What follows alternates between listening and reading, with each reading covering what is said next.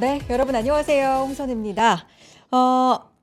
오늘 새벽에 올해 첫 연준 FOMC 회의가 있었습니다. 사실 국내 시장에서 이 FOMC에 대한 관심도가 약간은 떨어졌다라는 걸 체감합니다. 왜냐하면 국내 시장이 뭐 이런 여러 이슈 사실 상관하지 않고 지금 가고 있다. 뭐 이런 생각도 좀 들기 때문에요. 그렇지만 전반적인 매크로 상황 어떻게 되고 있는지 굉장히 또 중요한 이슈로 짚어봐야 되겠죠. 그래야 전체적인 또 흐름을 알 수 있으니까요. 오늘 회의는 사실 예상대로 흘러간 좀 밋밋한 예상대로의 회의였다. 이런 평가도 좀 많은데 앞으로 어떤 방향으로 읽어봐야 되는지 이런 부분 FOMC에 대한 이야기 좀 나눠보도록 하겠습니다. 한국금융연구원 연수원 주현수 교수와 함께 하도록 하겠습니다. 교수님 안녕하세요. 네, 안녕하세요. 새벽에 있었던 FOMC 회의 어떻게 뭐 생방으로 보셨나요? 아니면 뒤에 보셨나요? 예, 뭐 네. 생방으로도 보고 그다음에 이제 어, 다시 한번 찾아보기도 하고 그렇게 네. 여러 번 리뷰를 해야죠. 여러 번 보셨어요? 네네. 잠도 좀 설치셨겠는데요. 뭐 그거는 뭐 직업이 그러니까 그건 어쩔 수 없는 거 아니에요. FOMC 회의 때마다 그렇게 분석을 하시는 거죠? 네, 가능하면 네. 그렇게 보려고 노력하고 어, 있습니다. 이번 FOMC 회의가 이제 2026년 들어서 첫 회의라는 의미도 있었고, 근데 대부분 이제 동결을 예상했었기 때문에 뭐 예상대로 됐다, 좀 밋밋했다 이런 평가도 있던데 교수님 이제 몇 번 리뷰해서 보시면서 어떤 생각으로 보셨어요? 글쎄요, 뭐 전체적으로 네. 그 시장에서의 컨센서스 자체가 그 FOMC 시작하기 전부터 97%그 정도 수준까지 금리 동결을 예측을 하고 있었기 때문에 사실 기대를 하는 거는 별로 없었죠. 다만 이제 스테이트먼트에서 어떤 이야기들이 나오느냐 그런 이야기들에 대해서 좀 관심을 가지고 있었고 그런 부분에서 생각을 해봤을 때 이제 몇 가지 요소들이 있어요. 저는 크게 세 가지 정도 키워드를 잡아봤는데 첫 번째가 웰 밸런스드라고 표현을 했죠. 그래서 실제적으로 인플레이션 쪽의 압력하고 그 다음에 노동시장, 고용시장 쪽에서의 압력이 잘 균형을 갖추고 있다. 그래서 지금 현재 금리 수준이 어떻게 지금 현재 상황을 감안한다면 리스트릭티브하지 않다라고 표현을 했었는데요.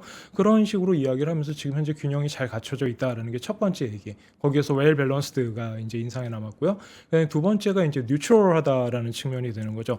금리 인하를 단행한 것도 아니고 물론 뭐 12월에 금리 인하를 단행을 했으니까 이번 달에 기대한 사람은 없지만 그렇다고 하더라도 지금 스테이트먼트 상에서 나타나고 있는 스탠스 자체가 당분간 금리 인하를 기대하기는 조금 어려울 것 같다라는 그런 의도를 좀 많이 내비쳤다라고 저는 평가하고 있습니다. 일부 커멘테이터들을 보게 되면은 극단적으로 이제 5월이 되면은 파월 의장의 임기가 끝나는데요. 그렇죠. 그때까지 금리 인하하는 거 볼 일은 없을 거다라는 식으로 아예 단언하는 경우도 제가 인터뷰를 통해서 봤는데요. 저도 그 의견에 동의하는 편입니다. 지금 현재 스탠스에서 굳이 추가적으로 금리 인하를 해야 될 이유는 없어 보인다. 특히나 균형이 잘 갖춰져 있는 그런 상태다라고 한다면은 지금 현재 스탠스는 이거를 매파적이다라고 표현하시는 분들도 계십니다만 실제적으로 금리를 바꾸는 건 아니니까요. 어떤 그런 측면에서는 뉴트럴하게 간다라고 볼 수도 있겠죠. 그리고 마지막에 딱 한마디를 더 하자면은 크레더빌리티의 이슈. 즉 다시 말해서 인터뷰 과정에서 파월에게 여러 가지 질문들이 나왔는데 그 중에서 유일하게 대답한 것 중에 하나가 중앙은행의 독립성에 대해서 어떻게 할 것이냐 뭐 이제 이런 식의 질문에 대한 답변을 하는 과정에서 가장 중앙은행의 입장에서 가장 중요한 것은 크레더빌리티이다.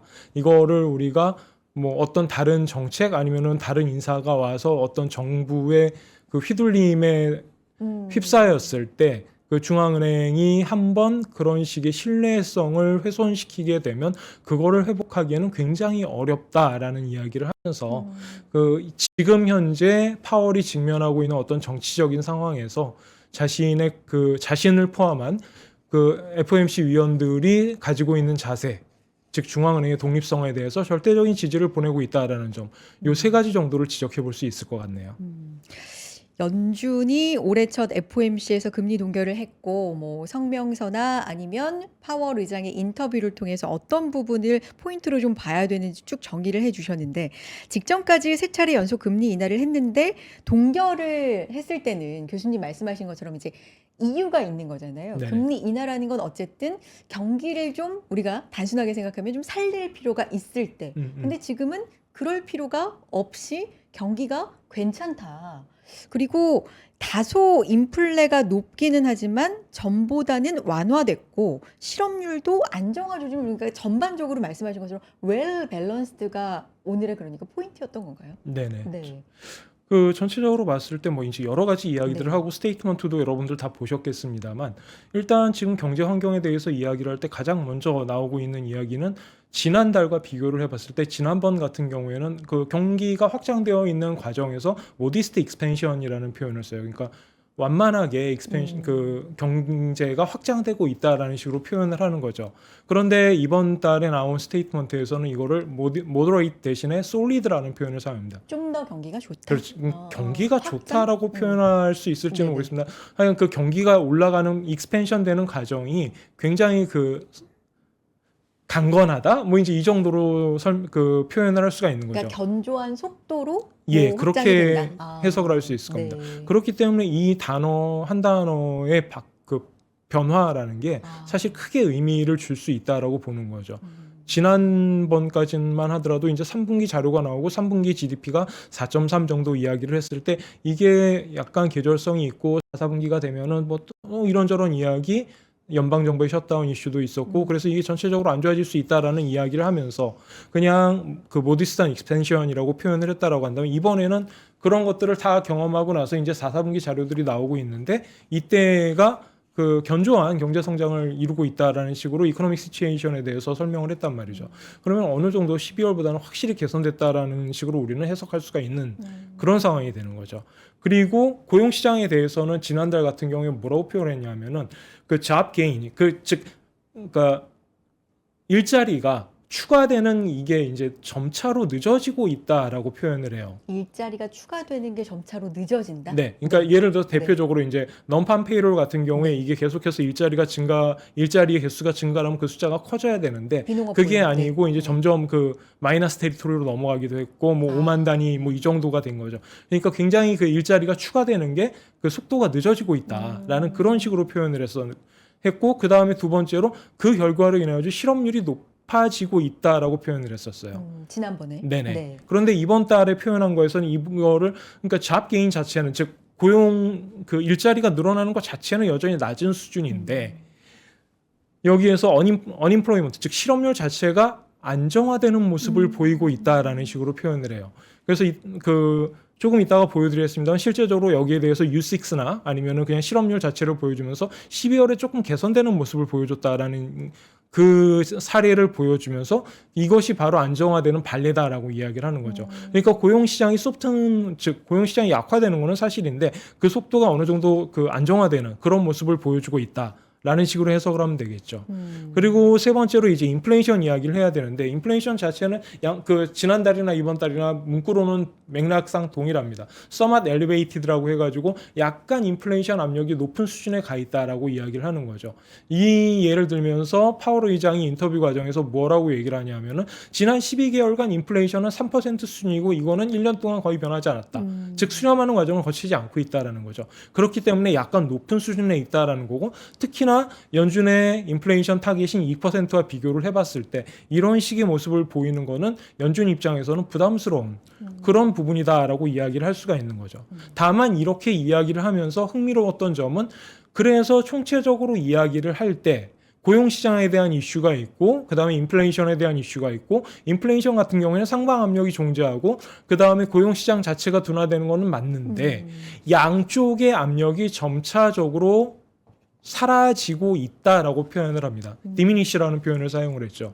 그래서 양쪽이 조금씩 다 개선되는 모습을 보이고 있다라는 이야기를 하면서 그것이 이번 금리 동결 조치의 가장 기본적인 자세를 나타내는 근거로 작용을 한 것이죠.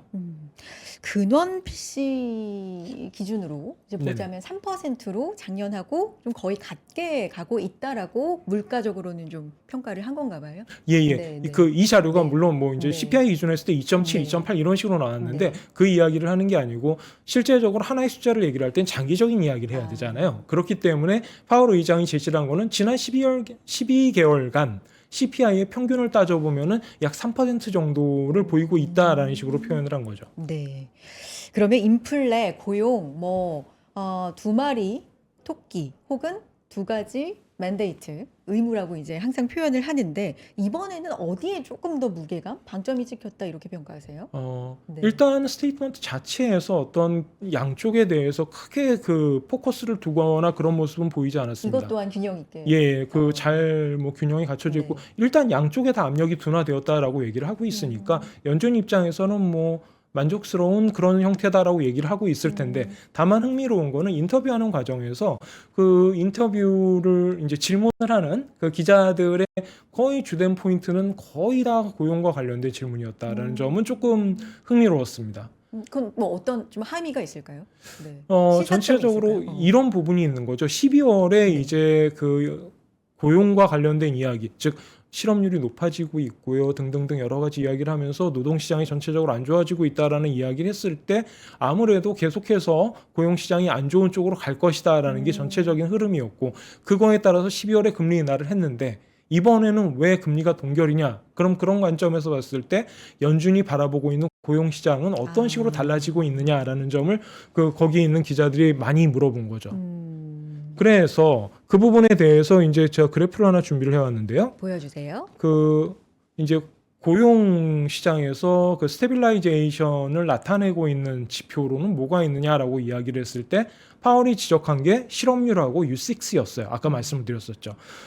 즉 실업률 같은 경우 우리가 그냥 일반적인 일반적인 실업률을 이야기를 하는 거고 U6 같은 경우에는 여기에다가 예를 들어서 뭐 그 마지널하게 일하고 있는 사람이라든가 자기는 풀타임 잡을 원하는데 뭐 14시간만 일하고 있다라든가 이런 경우도 이제 그 어떤 의미로는 실업자에 포함되어야 된다라고 이야기를 할 수가 있겠죠. 그거를 우리가 U6 실업률이라고 표현을 하는데 그러다 보니까 이 실업률 자체는 숫자가 높아지게 됩니다. 그리고 유감스럽게도 우리는 그 지난번에 연준의 셧다운 과정에서 BLS가 자료를 발표하지 못하는 그런 황당한 일을 겪었죠. 그래서 자료가 없어서 그래서 네. 그 그림 자체가 여기 보면 뻥 뚫려 있는 거를 보실 수가 있을 거예요. 일단 그거는 그런데 네. 11월에 8.6, 8.8까지 올라갔던 U6가 8.4로 이제 그 둔화되는 모습을 보입니다. 그리고 실업률 자체도 4% 중반을 넘어섰다가 4.4로 약간 완화되는 모습을 보이게 되죠. 네. 이 부분이 파월 의장이 실업률 쪽에서 안정화되는 모습을 보이고 있다라고 이야기를 하고 있는 그 부분이에요. 우리가 미국 실업률에 대해서 이야기를 할 때 현실적으로 보시면은 지금 2022년부터 자료를 보여드리고 있으니까 4.4가 상대적으로 높아 보이지만 실제적으로 우리가 미국의 실업률에 대해서 이야기를 할 때 4%대 중반이라고 한다면 이거는 자연 실업률 수준이라고 평가하는 경우가 더 많습니다. 즉 다시 말해서 일반적인 경제 상황, 뭐 경제가 많이 나빠지거나 그런 게 아니라고 하더라도 실제적으로 그 예를 들어서 고용시장에서 그 내가 원하는 잡을 찾지 못하는 사람들과 같은 그런 마찰적인 실업이 존재를 하기 때문에 그러한 부분을 감안을 한다면은 실업률이 0으로 가는 경우는 나타날 수가 없죠. 그렇기 때문에 완전 고용이 이루어진다고 하더라도 4%대의 실업률, 4%대 특히나 초반의 실업률이라는 거는 거의 완전 고용에 가깝다라고 평가를 하기도 합니다.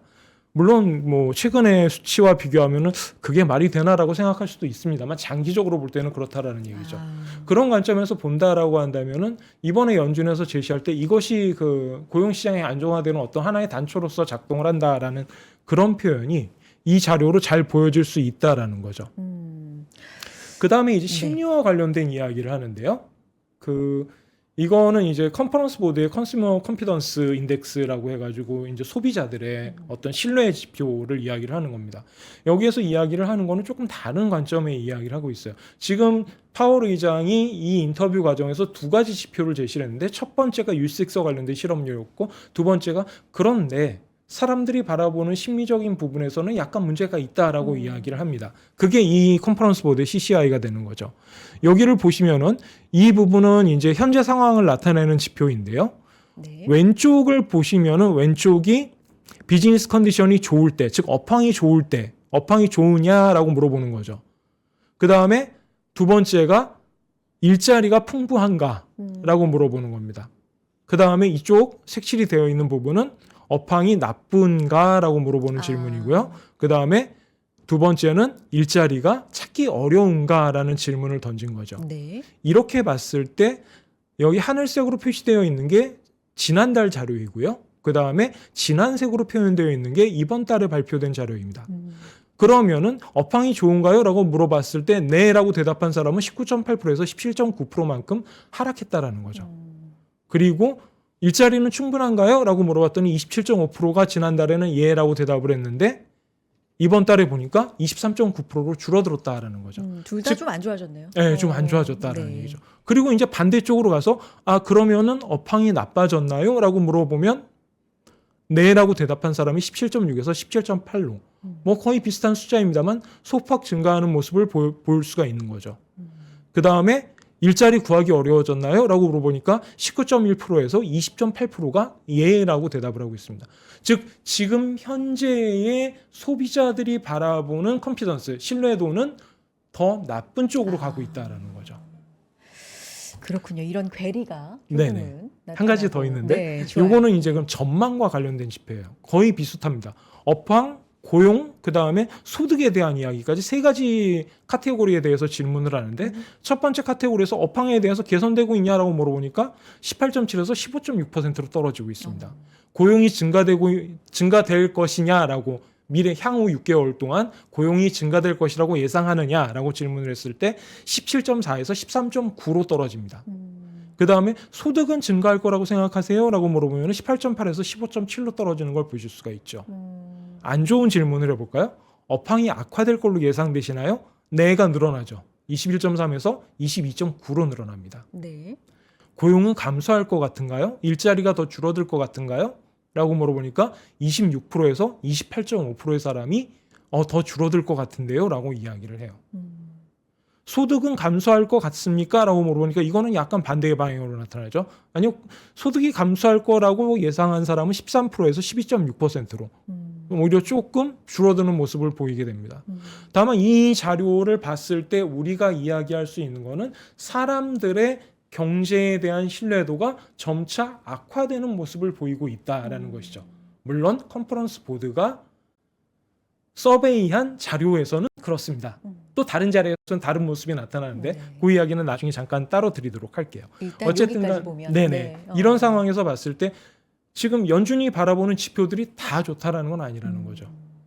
보면은 고용이 좋아질 것 같은가요? 대답이 가장 많이 좀 줄었고 나빠질 것 같은가요도 고용 쪽이 조금 더 늘었거든요. 그러니까 네. 고용 쪽이 아무래도 약간은 좀 더 불안감이 있다라고도 이 자료만 보면 예, 볼 수 그렇게 있을 것 판단할 같아요. 수도 있을 네. 것 같습니다. 그리고 우리가 좀 생각해 봐야 될 부분, 우리가 미국 고용에 대해서 이야기를 할 때 계속해서 이야기를 하는 부분이 축소균형이라는 이야기를 하잖아요. 축소균형. 네. 즉 다시 말해서 노동의 공급도 줄어들고, 즉 이민자의 숫자가 급격하게 줄어들고 있는 디폴테이션 이슈들, 그러니까 불법 이민자의 강제 추방 정책이라든가 이런 부분에 의해서 그 노동의 공급이 줄어드는 것도 사실이고 그 다음에 노동의 수요가 줄어드는 것도 사실이기 때문에 이거 두 개가 떨어지면서 결국은 포지션이 줄어드는 게 우리가 논판 페이롤이나 이런 거에서 나타나고 있다라는 거죠. 그런 것들을 우리는 지금 축소 균형 과정이 있다라고 이야기를 하고 이 인터뷰 과정에서도 파월이 이 부분을 직접 언급을 합니다. 그래서 논판 페이롤에 대해서 지금 이런 것이 좋은 것이냐 아니면은 우리가 맨데이트로 하고 있는 이른바 완전 고용이라는 어떤 그런 타겟에 대해서 축소 균형으로 진전되는 것이 바람직한 일이냐라는 언급을 하게 되는 것이죠. 듀얼 맨데이트라고 계속해서 강조하는 양쪽 중에서는 어쨌든 균형 있게 이야기를 이번에 했는데 고용 쪽을 조금 더 질문도 많이 나왔고 어떤 조사표로도 볼 필요가 있다. 뭐 이런 관점으로 지금 말씀해 주셨고 저는 개인적으로 이번에 이제 기자회견 쭉 보면서 약간은 제 느낌인지 모르겠는데 평소보다 조금 길게 느껴지기도 했는데 비슷했어요? 좀 길었나요? 일단 인터뷰가 굉장히 타이트했고 저는 그래서 네네. 약간 이제 5월에 임기 마지막이라서 조금 더 긴가 뭐 이런 생각을 개인적으로 하기도 했는데 아무래도 비슷했나요? 그런 부분도 오, 있고 네. 전체적으로 봤을 때 제가 받은 인상은 네. 뭐였냐면은 이렇게 자기가 답변하지 않을 질문에 대해서는 확실하게 단칼에 끊고 지나갑니다. 그래가지고 그 뭐라고 표현을 했냐면 I have nothing for today, I have nothing for you today라는 표현을 4번 이상 사용을 해요. 그 50분간의 인터뷰를 하는데 어떤 질문에 대해서는 아예 답변을 안 해버렸다라는 거죠. 근데 그러한 질문이 4개 이상 나왔어요. 대표적으로 보면은 어떤 부분이 있었냐면은 네. 첫 번째가 너 거버너 계속 할 거니? 라는 질문에 대해서 일단 답변하지 않겠다라고 이야기를 했고요. 그 다음에 그 후임 넥스트 체어가 5월 이전에 예를 들어서 그 선정이 된다라고 한다면 그거에 대해서 어떤 식으로 대응할 거냐라는 부분에 대해서도 답변하지 않습니다. 그리고 최근에 달러화가 약세를 가고 있죠. 그래서 이 부분에 대해 가지고 연준은 어떤 스탠스를 가지고 있니라고 물어봤을 때 그거는 재무부에 관할이고 우리가 이야기할 부분이 아니다라고 단칼에 언급을 피해버리는, 네. 언급을 거절하는 그런 형태를 갖게 되는 거죠. 그 부분을 제외하고 고용에 대해서는 굉장히 자세한 설명들을 했고 조금 전에 말씀드렸던 부분들, CCI와 같은 부분들, 그 다음에 U6와 같은 부분들, 그 다음에 축소균형과 같은 이야기들을 계속 사례를 들어가면서 설명을 했기 때문에 제가 느낀 거는 인터뷰가 굉장히 타이트했고 그 다음에 대신에 그런 과정에서도 그 선을 넘지 않으려는 어떤 중도적인 자세를 가지려는 그런 파월 의장의 자세가 보였다라는 점이 특징이라고 볼 수 있을 것 같아요. 말 그대로 이제 시기가 시기이니만큼 트럼프 대통령도 계속해서 지난해부터 뭐 파월 의장에 대해서 전 보면서 좀 이렇게까지 얘기해도 되나 할 정도로 격한 표현을 좀 많이 쓰잖아요. 네네. 잘 못했다라는 이제 식의 표현들이죠. 뭐 멍청이라고도 하고, 네네. 네. 뭐 그러니까 미스터 금리, 트럼프도 네, 있고 뭐. 투레이트잖아요. 이제 그렇죠. 이름 자체가 투레이트가 네네. 미스터 투레이트가 됐었으니까 어쨌든 그런데 5월에 임기 끝 요걸 앞두고 시기가 시기이니만큼 이제 답변을 안 하는 부분들도 있었고, 근데 이번에도 보면은 금리가 동결된 와중에 금리 인하를 주장한 두 명의 인물로 알려진 월러 이사와 마이런, 그죠? 네. 두 사람이 있었죠. 그렇죠. 두 네. 사람이 있었는데 이제 너무나 이제 분명하잖아요. 마이런은 이제 측근이고 네네. 월러 이사는 차기 연준 의장 후보로까지 이제 거론이 되는 사람이니까 이제 이 네네. 사람들 제외하고는 다 동결에 찬성했다가 네, 되는 거죠. 찬성을 10대 2로 했다. 이제 결론이 내려졌고요. 네. 전체적으로 봤을 때 우리가 월러 같은 경우에는 샌프란시스코에서 계속해서 그 비둘기파의 역할을 충실하게 수행했던 사람이고 사실 이 사람이 어떤 정치적인 어떤 그 권리를 추구하는 과정에서 금리 인하를 주장한다라고 판단하기는 쉽지는 않을 것 같아요. 그 이분의 그 쭉 스테이트먼트들을 계속 보면은 계속해서 금리 인하에 대한 이야기들을 많이 합니다. 그러니까 트럼프의 이전에도 그랬었고 이제 전체적으로 그런 케이스죠. 물론 미란 같은 경우에는 완전히 다른 이야기가 되는 거죠. 이 양반 같은 경우에는 실제적으로 트럼프가 그 집권하기 이전부터 어떤 하나의 블루프린트를 짜고 청사진을 만들어 가지고 관세에 대한 이야기가 지금 가장 키 포인트다라고 2024년에 주장했던 사람이니까요. 물론 이제 이런 부분에 의해 가지고 그 트럼프의 2025년에 어떤 그 정치적인 흐름, 그 다음에 경제적인 조치에서 관세가 제일 앞으로 나오게 만드는데 1등 공신이 이 사람이라고 볼 수가 있겠죠. 이제 우려가 되는 부분은 이 사람이 지금 그 리사 쿡의 이제 후임으로 그 거버너 자리에 들어와 있는데 이 사람의 두 번째 아이디어가 사실은 달러화의 약세였잖아요. 그러니까 흐름이 이렇게 가는 거죠. 자, 우리는 관세를 부과할 거야. 관세를 부과할 때 2017년, 2018년에 보니까 중국이 어떤 식으로 이걸 회피하는지 가만히 살펴보면은 위안화를 약세로 끌어버리죠. 즉 다시 말해서 관세를 부과해 그러면은 중국 기업들의 국제 시장에서의 경쟁력이 악화될 거야. 그러면 어떻게 하지? 가격을 낮추자. 가격을 어떻게 낮추지?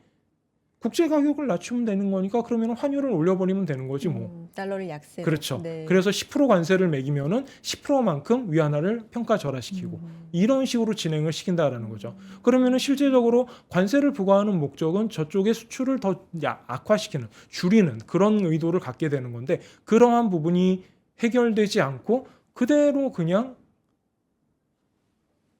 환율의 변화만 있을 뿐 수출입의 이슈에 있어서는 아무런 변화가 없게 되는 그런 모습을 나타나게 된다라는 거죠. 이번에도 마찬가지예요. 미란이 처음에 청사진을 뽑을 때 관세를 부과해가지고 미국 기업들의 미국 상품들의 경쟁력을 높이는 게 목표이지 관세를 가지고 나는 이걸 어디에 쓸 거야 저기에 쓸 거냐는 부차적인 문제였단 말이죠. 그러면은 이거를 유지하려면 어떻게 해야 되지? 일단 관세 부과해보자. 관세 부과해보니까 어떻게 되지?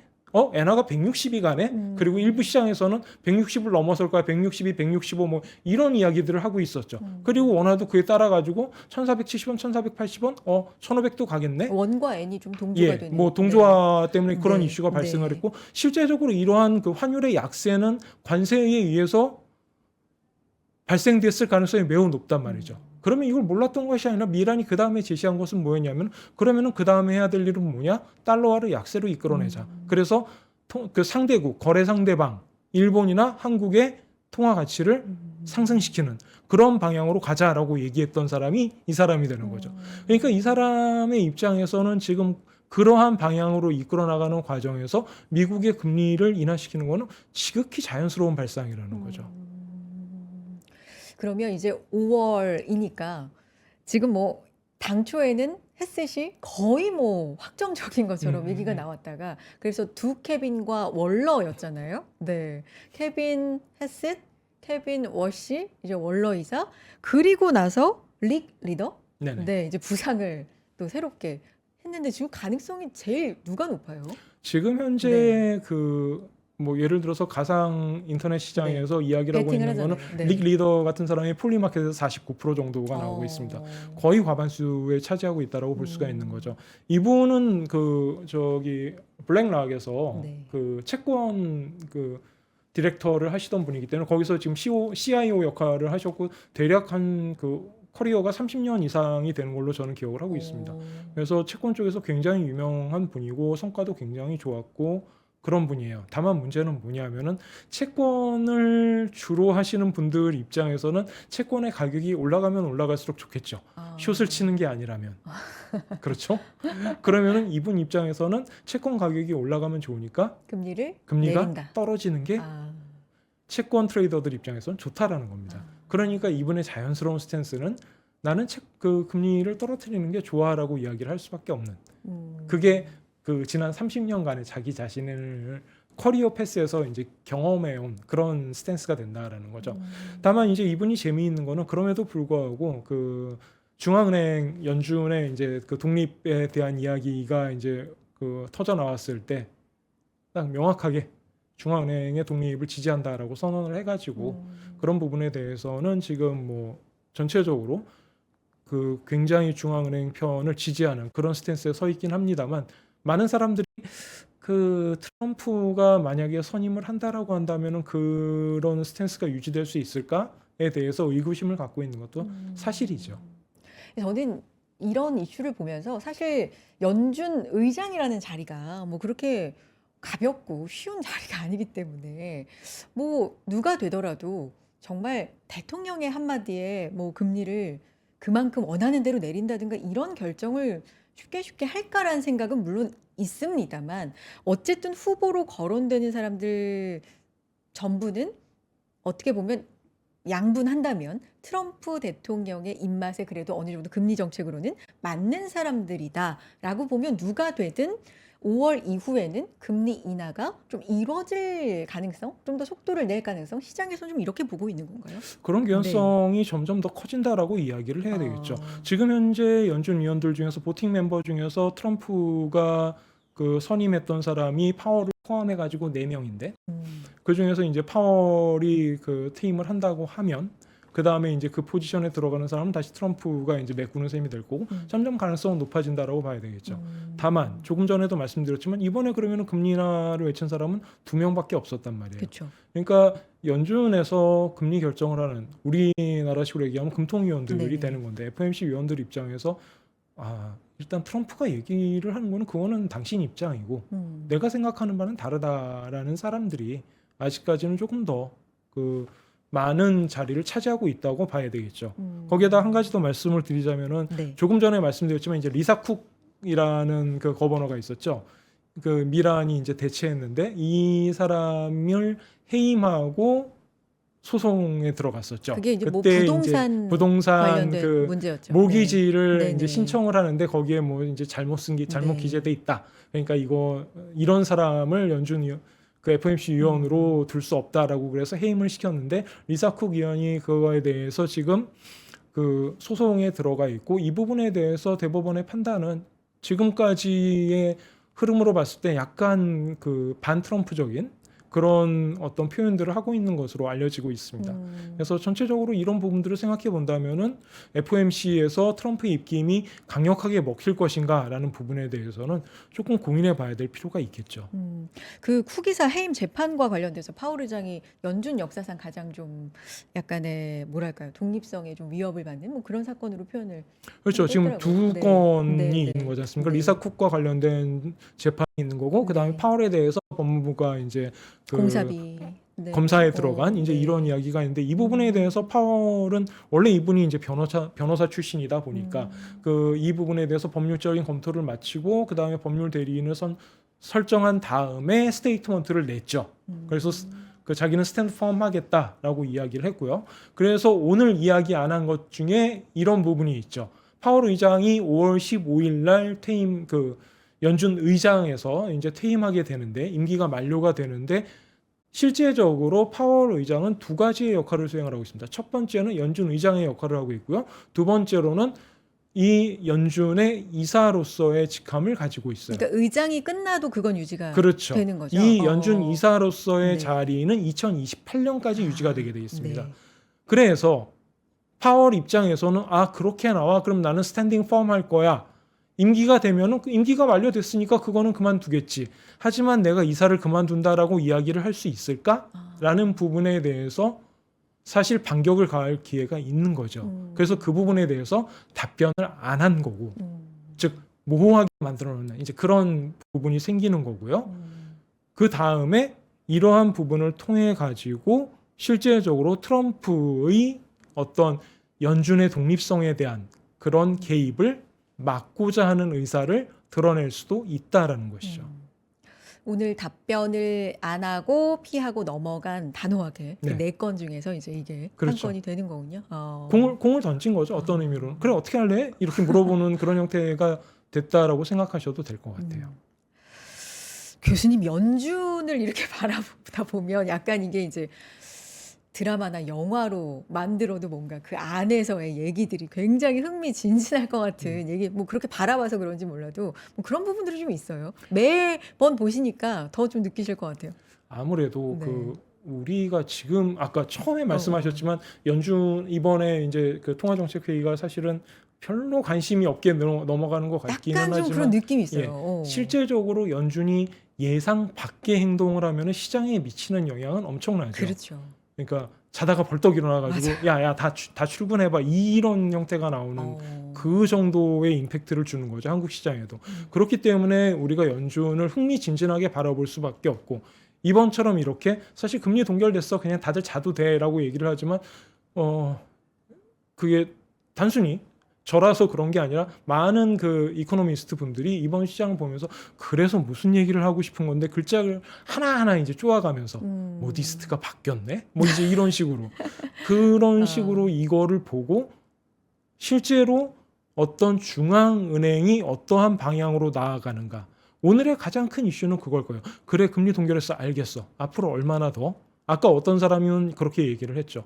이제 파월이 의장으로 있는 한은 금리 동결이야. 파월 의장 시대에는 이제는 인하는 그렇죠. 끝났다. 그럼 5월까지 금리는 안 하는 내용이에요. 그럼 그 다음이 6월인데 그러면은 상반기 다 지나갔다라고 봐야 되는 거죠. 그래서 지금 스탠스 자체가 6월에 첫 번째 금리 인하를 하지 않을까라는 게 40%가 살짝 넘어가는 수준입니다. 그러니까 의장 바뀌자마자요. 네네. 네. 근데 실제적으로 40% 정도면은 이거는 잘 모르겠는데라는 얘기를 하는 것과 진배 없죠. 그렇죠. 보통은 70%에서 80% 정도 돼야 이게 가능성이 꽤 있는 걸. 좀 기울어졌다. 이런 이건데. 식으로 표현을 하는데 그렇기 때문에 지금 시장에서 바라보는 관점, 그 다음에 그 경제를 바라보는 사람들 입장에서는 그렇게 크게 재미가 없는 것처럼 보이더라도 그 눈에 불을 켜고 볼 수밖에 없는 그런 구조를 가지고 있기는 합니다. 알겠습니다. 정치적인 것도 무시를 할 수가 없잖아요. 뭐 셧다운 최장 기간 일어났을 때 데이터가 안 나오니까 깜깜이였고 경제가 지금 어떻게 돌아가는 거야 이렇게 몰랐던 뭐 그런 부분도 있는데 지금 같은 경우도 셧다운 얘기가 나오고는 있잖아요. 뭐 정치적인 여러 문제 때문에 데이터 그럴 때는 이제 깜깜이일 때는 데이터 아니고 감에 의해서 이제 가야 된다. 뭐 이런 부분도 있는데 뭐 이런 거는 위험이 없어요. 그 아주 안 좋은 이야기입니다. 사실은 실제적으로 파월 의장도 그렇고 그린스펀 때부터 이제 그런 이야기들이 나타나기 시작했었죠. 데이터 디펜던트라고. 즉 우리가 금리의 경로를 정하는 건 우리 맘대로 정하는 게 아니야. 우리가 경기를 살려야 될 것 같아. 그러니까 금리를 낮추는 게 아니야. 우리가 봤을 때 우리의 듀얼 맨데이트를 잘 표현해주고 있는 지표들. 인플레이션 어떻게 됐지? 그 다음에 실업률 어떻게 됐지? 논판페이로 어떻게 됐지? 이러한 것들을 계속 살펴보면서 실제적으로 그 다음에 데이터가 이러니까 우리 경제가 어떤 식으로 흘러가고 있고 그에 대응해가지고 기준금리를 조정하는 거야라는 그런 스탠스를 그렇죠. 가지고 있죠. 그런데 지난번에 셧다운이 있었을 때 아까 보신 바와 같이 데이터가 안 나와? 텅 비었죠. 그러면은 네. 이게 도대체 어쩌라는 얘기냐라는 부분이 있는데 아. 굉장히 심각한 문제이고 사실 이런 문제가 한 번 더 일어난다라고 한다면 실제적으로 미국 경제 지표에 대한 신뢰도는 급격하게 떨어질 겁니다. 특히나 BLS 이슈 때문에 그 BLS 국장이 바뀌었던 사례도 기억나실 거고요. 그 다음에 수치 자체가 안 나오는 거는 가장 최악이라고 볼 수가 있죠. 다만 연준 입장에서는 그렇다라고 한다면 감에 의해서 이거를 결정하느냐? 그렇다라기보다는 대체 지표들을 생각하겠죠. 대표적으로 대체 지표로 나오는 것들이 뭐 예를 들어서 나우캐스팅 지표들이라든가 아니면은 논판 페이롤의 대체 지표로 대표적으로 이용하는 게 그 ADP에서 나오는 페이롤 지표들. 이러한 대체 지표들, 민간에서 나오는 지표들이 있기 때문에 이런 것들을 이용해 가지고 어두운 길이지만 그래도 몇 개의 신호는 있고 그 신호를 따라가는 방향으로 그런 식으로 최대한 노력을 하겠죠. 다만 그런 식의 스탠스가 됐을 때 빠른 반응을 보이기는 굉장히 어려울 겁니다. 그래서 셧다운이 굉장히 안 좋다라고 이야기를 하는 거죠. 그러니까 데이터 디펜던트인데 데이터가 없으니까. 네, 그렇죠. 그런 경우는 거의 뭐 최악이다라고 할 수가 있는데, 자 아까 소비 얘기를 좀 해주셨으니까 체감 경기는 둔화인데 뭐 이거는 사실 굉장히 여러 나라에서 나타나는 현상인 것 같은데 이 소비 쪽 얘기 더 해주실 부분 있을까요, 교수님? 그 소비 네. 쪽 관련해서 우리가 제일 많이 보는 거는 이제 그 소매 판매가 될 네. 거예요. 리테일 세일즈라고 하죠. 이거 데이터를 가지고 왔는데 전체적으로 이 부분이 사실은 안 좋았어요. 지금 자료를 보시면은 이게 11월까지 자료가 나와 있는데요. 8월부터 8, 9, 10월을 보시면은 이게 지금 수준이란 말이죠. 전체 수준인데 얘가 거의 플랫하게 움직이는 거를 보실 수가 있죠. 즉 다시 말해서 8월부터 10월까지 소매 판매가 거의 늘지 않았다라고 이야기를 하는 거예요. 전체적으로 이게 2년 정도의 자료를 가지고 왔는데 우상향하는 모습이 확실하게 보이잖아요. 그런데 여기가 플랫하다라는 거는 소매 판매가 잘 안 이루어지고 있다라는 걸 뜻하는 거죠. 그런데 11월 자료가 조금 잘 나왔어요. 다행스럽게도. 그래서 이게 개선된 거냐라고 물어봤을 때는 아니다라는 거죠. 왜? YOY 기준으로 따져봤을 때는 이게 고점을 찍고 점차적으로 둔화되는 모습을 보이고 있다라고 얘기를 할 수가 있는 수준이에요. 11월에 YOY 기준으로 3.3% 정도 이제 소매 판매가 증가를 했는데 직전 12개월의 데이터를 따져보면 평균 4.3% 정도 증가를 했었단 말이죠. 그러니까 소매 판매가 그다지 좋지 않다라고 이야기를 할 수가 있는 그런 상황이 되는 거죠. 특히나 이거를 좀 디테일하게 따져보면 이 중에서 지금 여기 자료를 보시면은 오른쪽 컬럼에 그 25년 10월 자료가 나와 있고요. 그 다음에 왼쪽 컬럼에 25년 11월 자료가 나와 있습니다. 그리고 MOM 자료가 나와 있고 YOY 자료가 나와 있죠. 일단 편의를 위해서 YOY 자료만 기준으로 해서 보면은 11월 자료를 봤을 때 자동차 부품 마이너스 0.7%, 가구 마이너스 1.4%, 그 다음에 가전제품은 3.4에서 2.7로, 그 다음에 건축기자재 이런 부분들이 마이너스 4.9에서 마이너스 2.8이지만 여전히 감소세를 보이고 있다는 거죠. 자, 다시 한번 봅시다. 자동차, 가구, 가전제품, 그 다음에 건설, 다들 우리가 보통 빅 아이템 티켓이라고 그렇죠. 얘기하는 네. 내구재 쪽에서의 대표적인 제품들이죠. 이거를 못 사는 경우는 언제냐? 점점 한계에 도달했을 때 사기가 힘들다라는 얘기가 되는 거죠. 그러니까 주머니 사정이 안 좋아지고, 그렇죠. 경기가 안 좋아지고 당장에 뭐 필요한 정말 필수 소비재 사기도 급급할 때는 자동차 사는 거 미루고, 그렇죠. 뭐 인테리어 바꾸는 거 미루고 다 이렇게 되는 거 아니에요? 그렇죠. 네. 일단 밥은 먹어야 되니까 햄버거를 그러니까요. 사는 비용 자체는 계속해서 쓸 수밖에 어, 없어요. 어. 하지만 제일 먼저 줄여야 된다. 일단 차는 뒤로. 이런 식으로 된다라는 거죠. 그래서 우리가 이 이야기를 할 때 지금 K-shaped economy라는 표현을 많이 쓰죠. 즉 돈이 많은 사람들은 소비를 늘리는데 저소득층은 소비가 극단적으로 줄어드는 모습을 보이고 있는 거 아니냐라는 우려를 굉장히 많이 하고 있어요. 이게 코리아 그 K가 아니라 그게 K자, 유감스럽게도 아니고 K자형. 예, K방에서 올라가는 부분이 있고 내려가는 부분이 양극화. 있다는 거죠. 네. 네. 어. 그냥 양극화라고 표현할 수도 있을 네. 거예요.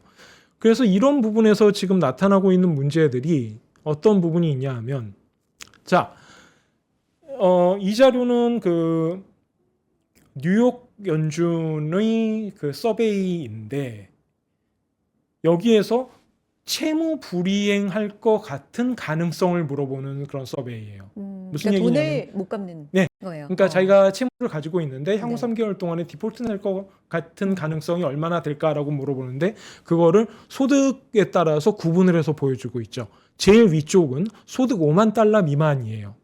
즉 저소득층이라고 얘기를 할 수가 있겠죠. 이쪽에서는 향후 3개월 동안의 채무 불이행 가능성을 약 22.5%로 보고 있어요. 소득이 5만 달러에서 10만 달러 수준이 되면은 이 숫자가 13.63%를 기록합니다. 네. 이것도 이제 조금 높아지고 있죠.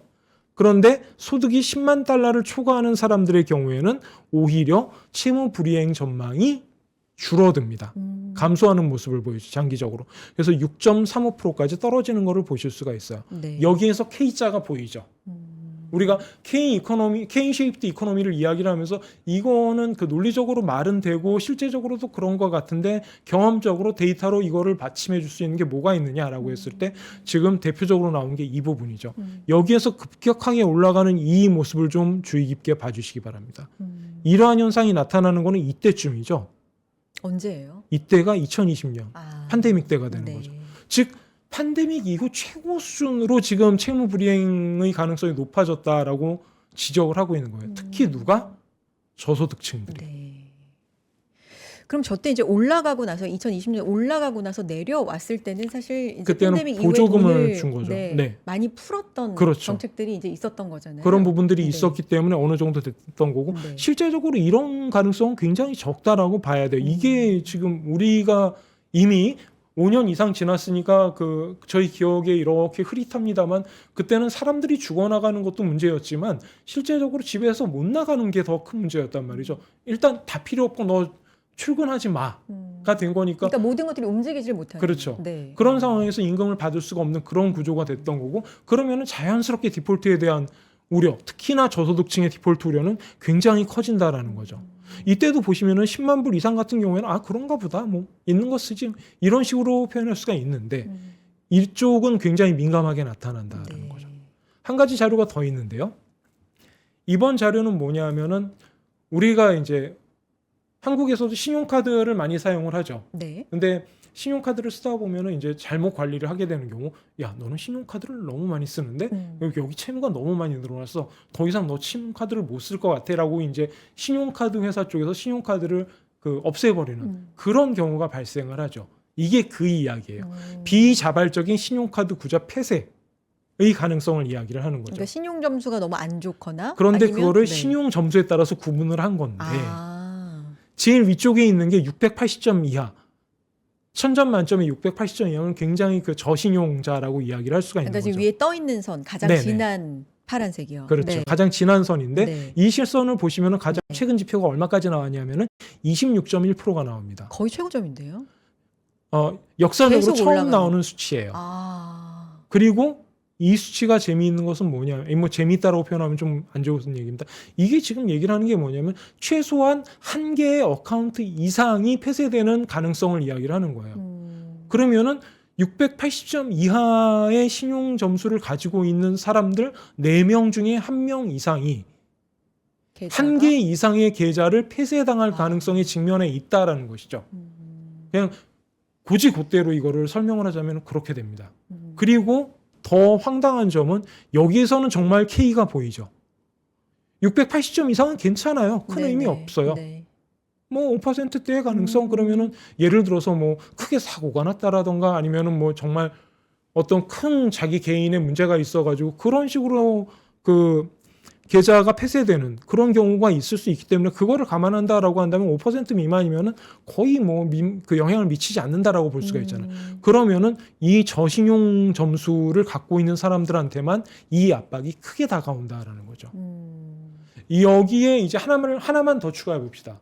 그게 지금 미국의 저축률이죠. 미국 소비자들의 저축률이 평균적으로 봤을 때 지금 3.5%까지 떨어져 있습니다. 이 정도 얘기하면은 다시 한번 팬데믹 얘기를 할 수밖에 없는데, 팬데믹 때 프리코셔너리 세이빙, 와, 돈을 안 주네, 내가 생활할 수 있는 방법이 없네.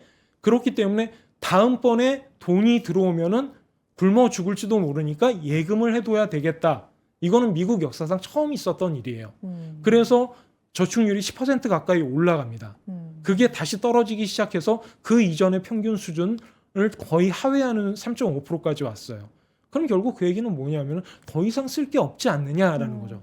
그리고 이 서베이를 봤을 때 빌려서도 쓰지 못할 것 같은데 라는 이야기가 되는 거죠. 그러한 상태에서 봤을 때 지금 소비라는 게 3.3% 그나마 괜찮아 보이는데 라는 표현에서 K-쉐이프트로 넘어가게 되면은 여기서 고생하고 있는 사람들은 정말 심하게 고생할 것 같은데 거기에다가 인플레이션은 높은 수준인데 이런 식으로 나타난다라는 거죠. 네. 저축률 3.5%면 평균 대비 좀 많이 낮은 거예요? 많이까지는 아닙니다. 어. 미국 경제의 특성상 저축을 우리에게 저축이라는 것은 존재하지 않아라는 그런 개념의 사회였기 때문에 아. 굉장히 안정적인 사회 구조를 가지고 있었고 실업급여라든가 이런 부분이 충분하게 되어 있기 때문에 사실 그렇게 된다면은 개인이 사실 저축을 해야 될 여지는 별로 없다라고 봐야 되겠죠. 한국 같은 경우는 그 얘기가 조금 달라질 수 있는 게 뭐냐면 한국 같은 경우에는 예를 들어서 우리가 60세가 지나고 나면은 뭐 국민연금이 있긴 합니다만 아직까지는 그것만으로 충분히 생활하기가 어렵죠. 그러니까 많은 분들이 나는 그 미래를 대비해 가지고 저축을 해야 돼. 뭐 부동산이 많이 올라갈 것 같아, 부동산을 사자. 아니야, 주식이 좋을 것 같아, 그럼 주식. 그 부분이 지금 현재의 웰페어를 늘리기보다는 장래의 어떤 그런 대비를 하는 거잖아요. 근데 이제 그런 부분에서 미국과 한국의 경제 구조는 차이가 있는 거죠. 그래서 3.5%라는 숫자 자체가 굉장히 낮은 거냐, 더 이상 쓸 게 없냐 정말로, 그거는 아닌데 그 중에 그러면은 고소득층이 가지고 있는 저축은 얼마나 될까, 뭐 이제 이런 부분을 고민해 본다라고 한다면 그 부분에서는 좀 문제가 심각할 수도 있다라는 이야기를 하게 되는 것이죠.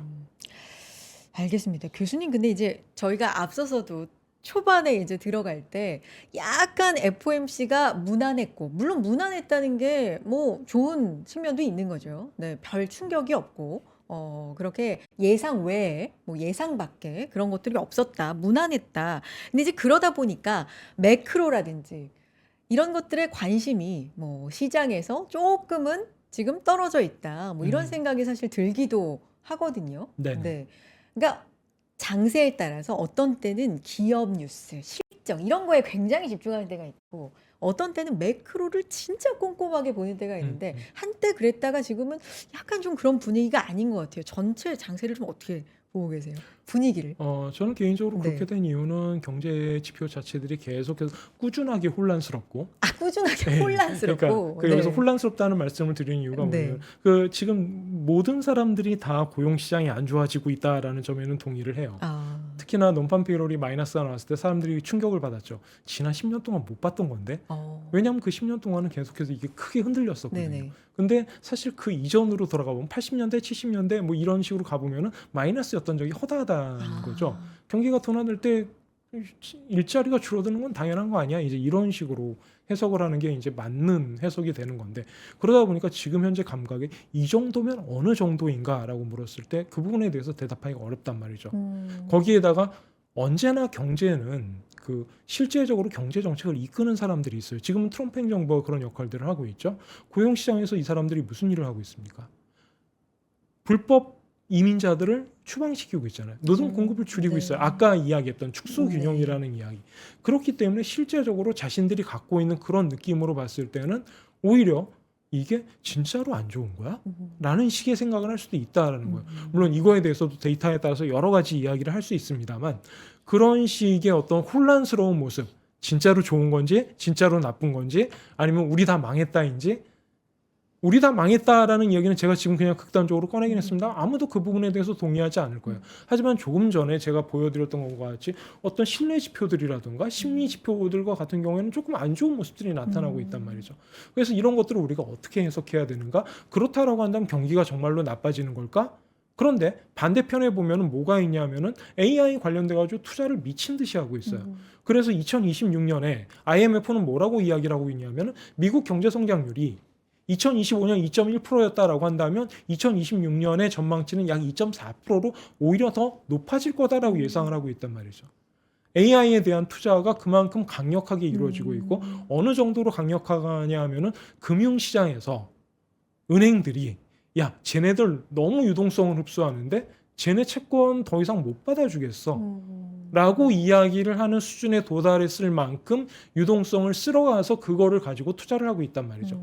즉 지금까지의 미국 경제 성장이 소비에 의해서 성장을 해온 거라면은 26년의 스탠스는 이런 스탠스가 계속 유지가 된다면 엔비디아가 미친 듯이 투자를 하는구나. 자기가 갖고 있는 이익 잉여금을 통해 가지고 다른 기업들한테 빌려줘 가지고 얘네들이 그걸 가지고 캐펙스를 일으키도록 하는 그런 형태까지 가고 있죠.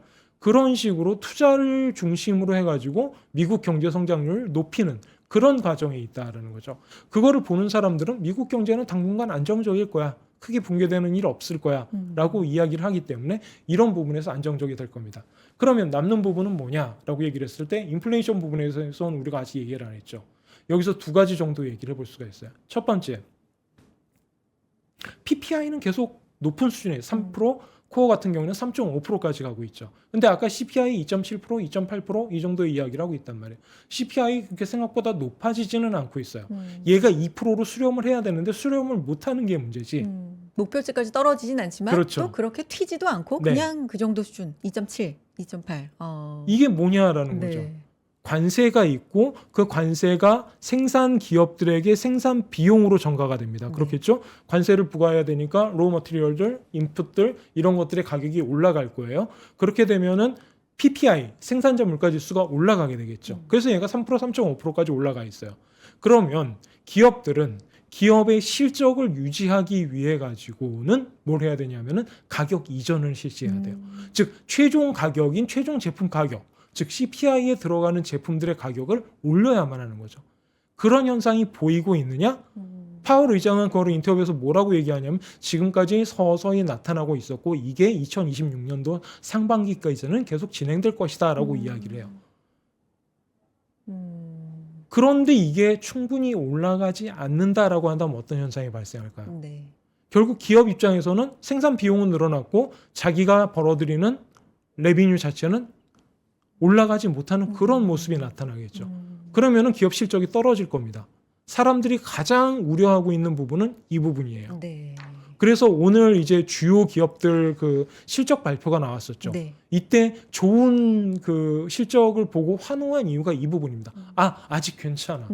투자했고 그 투자에 따른 수익이 돌아오고 있어. 내지는 가격 전가가 제대로 이루어지고 있어. 라는 그 부분에 대해서 안도를 하게 되는 거죠.